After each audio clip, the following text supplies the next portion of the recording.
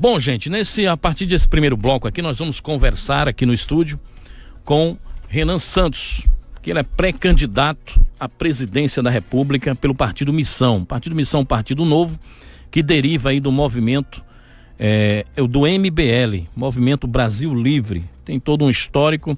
Ele vai conversar com a audiência da 95. Você pode participar conosco também e fazer perguntas, se você quiser. Pré-candidato à presidência, bem-vindo a Mossoró. Renan, boa tarde. Obrigado, uma honra estar aqui, um prazer estar aqui em Mossoró, passando um pouquinho de calor agora.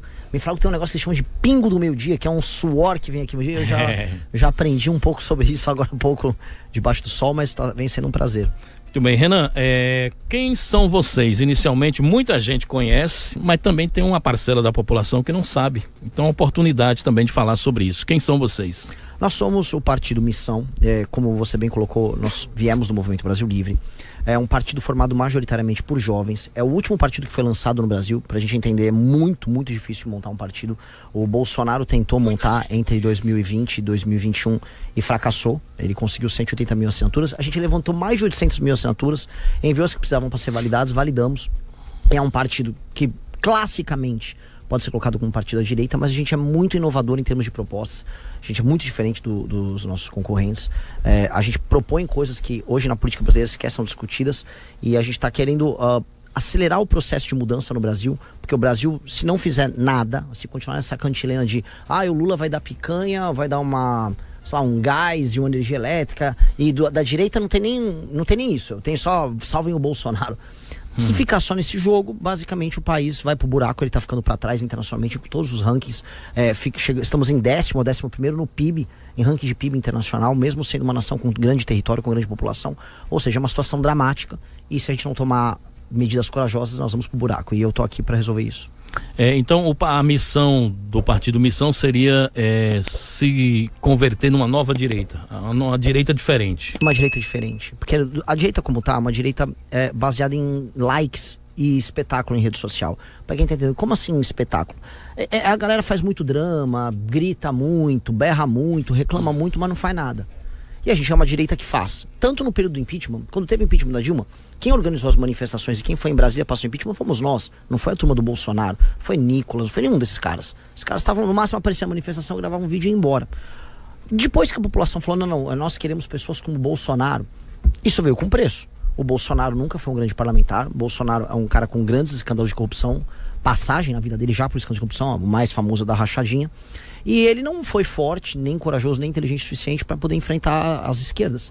E as esquerdas venceram ele em 2022. A gente está de volta com o Lula no poder. E vamos lembrar, o Bolsonaro entrou no poder com o Lula preso. Isso é muito deprimente. Então não dá para ter uma direita fraca, uma direita que não estuda, e uma direita que só quer ter like, uma direita de celebridade. É a direita do rancho do Carlinhos Maia ou do BBB. A gente não pode ser isso. Você fazia um trabalho de bastidores dentro do MBL. Até chegar um momento, o MBL se projetou nacionalmente, tanto com a figura do Kim Kataguiri quanto do próprio Arthur Duval. O Kim Kataguiri hoje é um deputado federal nos quadros do União Brasil. Provavelmente na janela partidária, Kim estará migrando, vindo para o Missão também, para fortalecer essa frente de vocês. Sim. E aí você emerge como candidato à presidência da República. Esse era o projeto inicialmente? Ou o projeto era trabalhar o Kim ou até mesmo o próprio Arthur Duval, que já era deputado pelo estado de São Paulo? Vocês furaram uma bolha importante em São Paulo, conseguiram eleger um deputado. Sim, mas a gente cresceu em muitos estados, especialmente na última eleição. A gente começou a avançar no Nordeste, elegemos gente em quase todos os estados da federação, então houve um crescimento amplo. Mas o projeto nunca foi sobre eleger o Kim ou eleger o Arthur ou me eleger. O projeto é ter um time muito forte ao redor de todo o país. Certo, e propostas, né? Exato. Nós vamos falar sobre as propostas. Deixa eu fazer uma provocação a você aqui, que eu sei que você é bom de provocação. Ciro Gomes declarou que vocês são garotos de São Paulo que gostam de jogos. Ele deu essa declaração. Quando? Deu essa declaração, tá na internet, inclusive. É uma forma faz tempo, eu não sei. Já faz um tempo, né? Tá. Entre alguns outros políticos tradicionais que não levavam o discurso de vocês muito a sério, né, ao ponto de ter aí um discurso pejorativo na luta de vocês. E eu li essa semana na Carta Capital, que é um veículo ligado, inclusive, à esquerda brasileira, à pauta jornalística da Carta, e a matéria dizia o seguinte, que você seria, os setores da esquerda dizem que a sua candidatura repete a receita de bolo, a fórmula de Pablo Marçal. E abre aspas para a matéria e eu deixo você à vontade. A estratégia seria transformar provocações, confronto e viralização em capital político. O pacote vai de ataques pessoais a gestos performáticos, como o episódio em que Renan Santos e militantes do MBL jogaram sal grosso no terreno da casa onde nasceu do ex-presidente Lula, no sertão de Pernambuco. Trecho da matéria da Carta Capital. Vou começar com o Ciro, né? Veja só, o Ciro, ele quer chamar a gente de moleque, mas ele não fez a própria lição de casa, para falar em moleque que vai pra escola, né? A gente é um moleque estudioso, a gente fez a própria lição de casa. Por exemplo, nós montamos nosso próprio partido político e não temos que ficar pedindo pinico pra ninguém pra ser candidato. O Ciro tem. Não conseguia nem ser candidato pelo próprio PDT, que o partido dele teve que se entregar pro PT. Lá no estado, agora ele teve que ir pro PSDB e agora vai ter que pedir ajuda do Bolsonaro. Em geral, quem tem que ficar pedindo ajuda pros outros é criança. Mãe, abre a tampa do sorvete aqui, mãe, me leva a passear. Esse é o Ciro. Então, se isso é ser adulto, sem partido, sem caminho, tendo que pedir ajuda pros outros, e ser criança pra gente é ter o próprio partido, ter o próprio caminho, então eu prefiro ser criança pra sempre, né? Ser adulto como o Ciro me parece uma ideia ruim. E sobre o comentário da Carta Capital, veja só, a Carta Capital não é um veículo de imprensa. A Carta Capital é um site ligado ao PT. Ela é um site que faz defesa do PT. E isso é um ataque normal que eles fazem. A gente trabalha com política e espetáculo. Não, a gente às vezes usa o espetáculo como instrumento para divulgar nossas ideias e não há problema nenhum nisso. Dito isso, eu fico muito curioso, porque se eles acompanhassem as eleições em São Paulo, eles saberiam que nós fizemos muita oposição ao Pablo Marçal.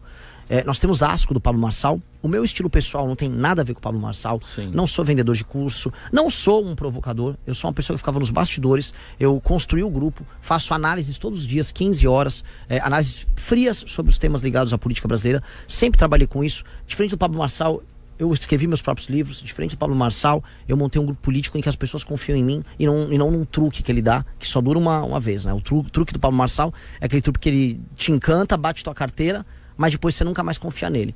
Não é o nosso padrão. Muito bem. Ô, Renan, qual é o tipo de eleitor que vocês buscam, né? Eu vi nas suas redes sociais que esse partido é um partido, você declarou isso aí, né? Num vídeo de homens jovens, né? Um discurso de você que você falou isso na sua rede social. Bom, é um partido de homens jovens. O que seria exatamente? Como assim? Olha, a demografia que nos apoia, ela é fortemente jovem e ela é fortemente masculina. E por quê? Porque na política, em geral, quem acompanha mais política, isso em todos os lugares, é mais homem do que mulher. E em geral, as ideias novas surgem com homens jovens. Isso em geral, você vai ter ideias novas, surgem com pensadores, e essas ideias vão se expressar majoritariamente com homens jovens. E candidaturas novas surgem também com homens jovens. Então eu pego, por exemplo, o Trump, quando ele surge, ele começou com um movimento MAGA, que era um movimento masculino e mais jovem. Bolsonaro, também em 2014, 15, 16, mesma coisa. Vamos pegar o Milley, mesma coisa. Essa é uma tendência normal. E essa é uma tendência, inclusive, saudável. É igual, eu dou sempre exemplo daquela banda de rock que tocava na garagem, ia os amigos assistir, aí uma hora ela fica famosa, ela vai tocar no estádio. Existe a fase de estar na banda de garagem com seu público jovem, em geral rapazes, e depois vem as moças. A gente ou estava nessa fase. A gente está começando a sair, parar de fazer o show na garagem, agora a gente foi para um bar maior, a gente está nesse processo de crescimento. E as pesquisas mostravam isso. A pesquisa Atlas nos mostrou que entre os jovens de 16 a 24 anos, a gente já tem 21% de intenção de voto, para um partido que foi fundado há 2 meses. Quando a gente faz um recorte, homens jovens de 16 a 24 anos, isso sobe para mais de 30%. E isso é muito alvissareiro, isso é muito interessante, porque isso mostra, vamos dizer, que as novas gerações, elas já estão acompanhadas de uma ideia, e essa ideia é a nossa. Muito bem, então é um partido de futuro e para o futuro. Sim, é um projeto de longo prazo. É um projeto que a gente construiu, assim, para durar. Não é um projeto feito para essa eleição. Tanto que, assim, tem vários políticos que estão querendo chegar. Chega aí, eu quero tocar o partido aqui no nosso estado. A gente não vai vender o almoço. Já tem assédio, né? Sim, e a gente partidário. não. Exato. E a gente não vai vender o almoço para pagar a janta. No sentido de que nós não vamos fazer vários acordos de curto prazo para passar da cláusula de barreira para ir bem na eleição. Não. O foco é formar uma galera boa, treinar essa galera, fazer boas lideranças, as pessoas começarem a mudar a vida das pessoas, tudo ao seu tempo. Tudo ao seu tempo. E esse homem jovem, Renan Santos, ele tá ligado a qual classe social? É classe média? É classe baixa? Qual é o poder aquisitivo e o nível cultural desse homem jovem? Varia muito. Varia muito. É? Varia muito. Nesse ponto é muito diverso. E assim, varia regionalmente, varia em termos de classe, em termos de região. O que é mais incomum não importa muito a classe social, são pessoas mais bem informadas, pessoas curiosas intelectualmente. Até porque hoje, assim, por preguiça a pessoa pode escolher 3 caminhos e por inteligência esse homem já vai escolher um. Por preguiça ele vai no lulismo, ele vai no bolsonarismo, ou ele não é nada, ele não acompanha a política. Se ele começa a estudar, em geral ele vai cair no nosso universo. E isso explica por que os melhores jovens, quando você vai pegar de famílias humildes, gostam da gente, ou quando eu vou pegar um jovem que está no INSPER, que é uma das faculdades mais caras do Brasil, ou no ITA, que é a faculdade talvez mais difícil de entrar no Brasil, eles adoram a gente, porque realmente a gente forma o pensamento que acompanha eles nessa geração. Qual é a sua idade, Renan Santos? 41, eu não sou jovem, mas... 41, mas está no pique, né, para ser candidato, tem todo um futuro pela frente na política, certamente já tem um trabalho construído junto com os demais. Renan, você disse Bolsonaro traiu a nossa revolução, por quê? Muito simples, o Bolsonaro ele se elegeu surfando a onda das nossas manifestações, surfando a onda da Operação Lava Jato. Então logo ele entrou, ele pegou as manifestações e transformou elas num culto à personalidade dele, e pegou a Operação Lava Jato, que vinha prendendo vários políticos. Lula é o mais famoso, mas boa parte da classe política brasileira, da elite da classe política, do centrão, empreiteiros, foram presos. E ele trocou isso pelo salvamento do filho dele, Flávio, que foi pego num desdobramento da Operação Lava Jato, que era a Operação Furna da Onça, lá no Rio de Janeiro, por cometer crime de peculato. E o que é crime de peculato, para quem está assistindo? É uma série de crimes que envolvem apropriação de dinheiro público. E ele fazia isso como? Ele botava pessoas para trabalhar no gabinete, elas fingiam que trabalhavam, elas nem iam trabalhar, e aí elas sacavam o salário delas, ficavam com 20%, 30%, e o resto davam tudo para um operador dele que chamava Queiroz, que juntava esse dinheiro e pagava o Flávio, sejamos honestos. Uma parte desse dinheiro era lavado numa loja da Copenhagen, que ele tinha. E aí, curiosamente, né, descobriram que o Flávio, o Jair, os outros membros da família tinham dezenas de imóveis. Uma parte desses imóveis comprados em dinheiro, em cash, né? E isso aí não é opinião minha. Isso tudo tem prova, porque às vezes as pessoas vêm na internet, não tem prova. Tudo tem prova, tudo tem depoimento. Isso só não andou por conta de decisões de cima que pararam a investigação. Decisões que vieram, inclusive, do ministro Gilmar Mendes, que os fãs do Bolsonaro gostam de falar mal dele, mas na prática, assim, ele beneficiou o Flávio, né? E aí o Jair entregou, né? E a gente percebe que isso aconteceu tudo ao mesmo tempo. Ele entregou a PGR para um petista, ele entregou as nomeações para o STF para pessoas que ao longo do tempo tomaram decisões que prejudicaram a Lava Jato e se juntaram ali àquela turma do STF. E aí o resultado tá aí. O Lula foi solto, todo mundo foi solto, a roubalheira voltou. A roubalheira voltou tanto que logo após acabar a Operação Lava Jato, começou o que a gente chamou hoje de escândalo do Banco Master. O escândalo do Banco Master começa um dia após acabar a Lava Jato. E aquilo vai crescendo, vai tomando uma proporção. Por quê? Porque a elite política, quem manda e quem tem dinheiro, falou, ninguém vai ser pego mais, tá resolvido. Voltou a festa. E voltou. Tanto que os escândalos, tanto do INSS quanto o escândalo do Banco Master, são em peso similares ou maiores do que o próprio Petrolão que foi pego pela Lava Jato. Sim. Mas naquela ocasião de 2018 não havia então outro caminho para o MBL? Não. Caminho era via Bolsonaro mesmo? Nós não tínhamos sequer... A gente tentou lançar um candidato que era o Flávio Rocha, que é aqui do estado. Empresário Flávio Rocha do grupo Riachuelo. Isso. A gente tentou, fizemos vários eventos com ele, inclusive aqui no Rio Grande do Norte. Mas a população estava encantada com o Bolsonaro. Achava que o Bolsonaro era o capitão do povo, que ele era um herói. E não houve meios. Aí a gente apoiou ele no segundo turno. A gente votou no Bolsonaro no segundo turno. E tão logo ele entrou, ele começou a cometer os erros dele. Muito bem. Bom, você aparece aí com 3 pontos em pesquisa da Atlas Intel, é isso? Isso. Atlas Intel, a gente estava vendo divulgado em janeiro agora, né? Semana passada... Foi no final do ano agora? Não, foi semana passada. Foi semana passada. Isso. Eu passei os governadores ali já. Já passou os governadores. Bom, em nível de desconhecimento você tem ainda acima de 80%. Na sua avaliação, são 6 meses até a campanha. O que é que faz vocês acreditarem que você fará o segundo turno, é isso? Eu preciso ir pro segundo turno. Não vou conseguir ganhar no primeiro, acho. Então eu preciso ir pro segundo turno. E quais são as condições objetivas que farão Renan dos Santos chegar ao segundo turno? Por quê? A mensagem. Eu não sou a pessoa mais carismática. Você já fura na bolha jovem. Sim. Será que você vai conseguir entrar em outros nichos sociais também de eleitorado? Vou. Eu tenho certeza que aqui no programa da rádio, uma rádio com grande audiência, vai acontecer igual aconteceu em outras rádios do interior. Várias pessoas mais velhas estão ouvindo, vão se assustar com as propostas. Assustar no sentido positivo. E eu simplesmente vou crescer com propostas. Eu não sou o cara mais carismático, eu não tô aqui para fazer as pessoas gostarem de mim, não tenho um sorriso bacana, não tô afim de nada. Eu tô afim de falar a verdade e apresentar um plano que vai fazer com que as pessoas andem na rua, que bandido que te assalte seja morto. O cara foi roubar teu celular, a polícia vai poder dar 2 tiros no peito do bandido e o bandido vai pro inferno. Eu vou andar com uma política muito clara de tornar, especialmente a região Nordeste, um lugar desenvolvido. Eu vou pegar o município que não funciona, eu vou juntar esses municípios, eu vou botar interventor. A gente vai fazer uma revolução no Brasil. E é isso que vai fazer crescer. Nós vamos falar sobre essas propostas que vocês estão trazendo aí para o público, mas a questão que se coloca é a seguinte, em termos de custo de campanha, né? O Missão está sendo criado agora, ele não tem representatividade no Congresso Nacional para fazer parte, apesar de que, né, ele pode ter o direito ao fundo eleitoral também como partido criado, agora num nível de proporção bem menor do que as grandes legendas.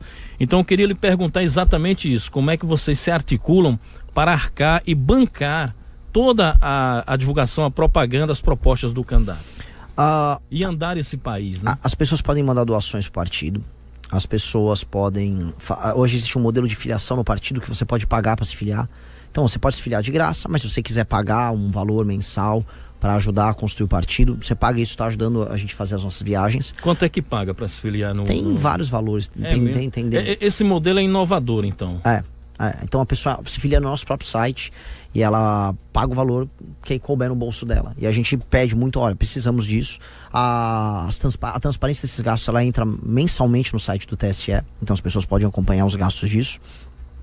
E nós estamos rodando o Brasil de maneira econômica, então não tem jatinho, né? Então o máximo de avião que eu peguei é um avião lá de São Paulo para Natal.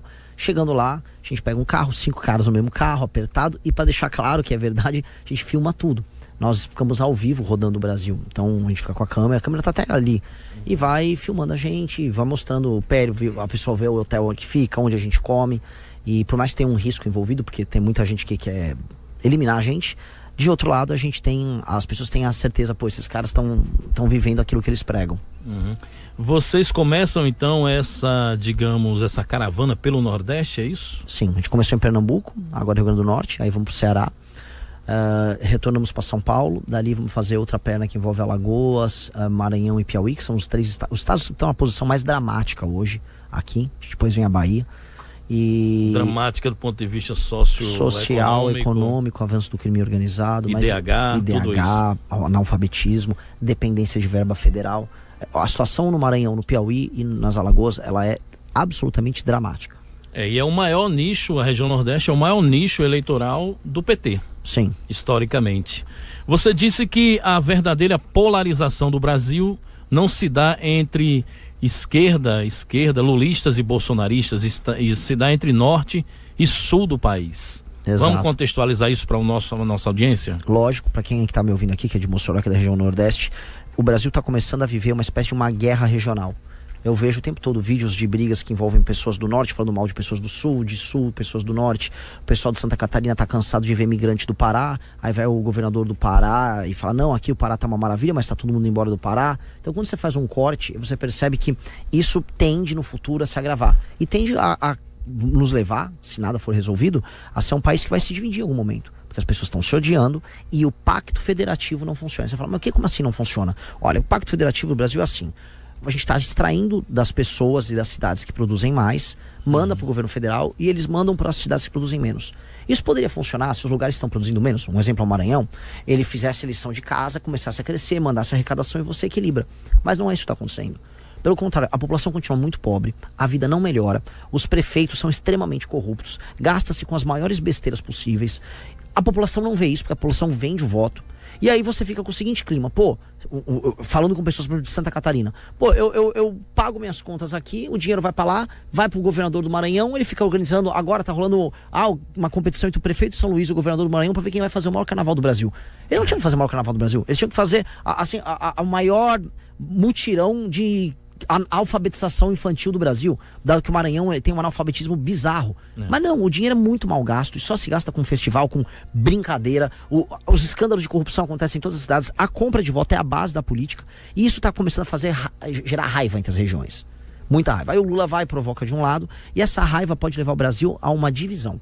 E aí, para algumas pessoas, eu já falei, o cara que mora, sei lá, em São Paulo, sim, o São Paulo ficando com a própria arrecadação, São Paulo fica muito rico, né? Dito isso, será um pequeno país aqui na América do Sul, rico. Talvez nas regiões aqui no Nordeste, os estados comecem a depender mais de si, comecem a enfrentar essas oligarquias e se resolvam. Mas no fundo nós seremos apenas nações pequenas perdidas nas Américas, com a mesma potência do Equador. A gente não tem esse destino. O Brasil é um país de dimensões imperiais. Sim, continental. Nós podemos participar do grande concerto de nações, que é o Brasil sentar com Índia, com Rússia, com os Estados Unidos, com China, com a União Europeia, para decidir o destino do mundo. Esse é o nosso destino. Os nossos pais, avós, bisavós lutaram para que o Brasil fosse um país grande. E a nossa obrigação é manter ele grande. Então, a nossa função, quando a gente fala em dividir a polarização, é trazer um projeto que resolva o desenvolvimento no Norte e Nordeste e que resolva as questões econômicas que afligem o Centro-Sul, eliminar o crime organizado em todas as regiões e o Brasil se sentir parte do todo. Essa é a energia do projeto. Curtiu esse vídeo? Então deixa o like e comenta aqui embaixo o que você achou. Quero muito saber sua opinião.